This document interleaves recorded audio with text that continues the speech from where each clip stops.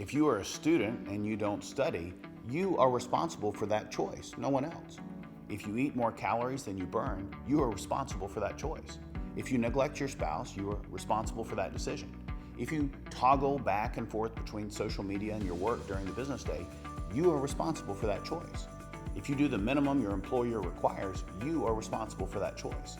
If you waste your discretionary time in the evenings, you are responsible for that choice, no one else. And when I say you are responsible for your choices, I mean you are responsible for the consequences of your choices. Individual responsibility means owning your choices. While you can't control everything that happens to you, you can control what you think, what you say, what you do, and how you choose to interpret what happens to you.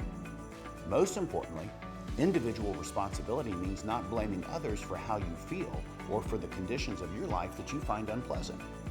Keep in mind that a deficit of individual responsibility is not just a rampant socio-political issue, it is also a pervasive kitchen table problem in many families. Think about it. In many marriages, she blames him for her unhappiness, and he blames her for his unhappiness, and so on. As a result, they jointly and unintentionally forfeit the closeness and happiness they both desire and both pledge to make a priority. But it doesn't matter whether we're talking about marriage, money, or health. Failure and mediocrity alike can almost always be traced back to a breakdown in individual responsibility. It's trendy these days to angrily point the finger at other individuals and other groups. It's kind of become a popular thing, it seems. This group blames that group and so on. Individual responsibility is widely mocked and maligned these days, suggesting that one person's lack of health, wealth, and happiness is someone else's fault.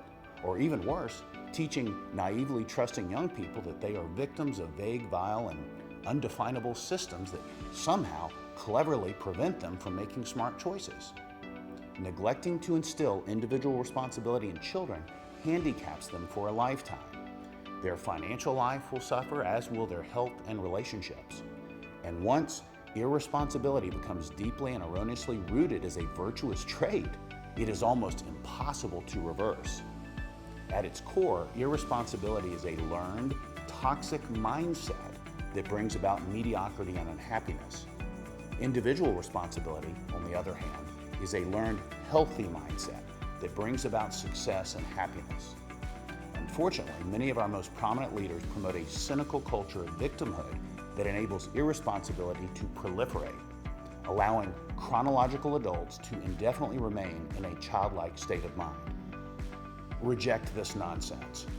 This is Tommy Newberry, because mindset makes all the difference.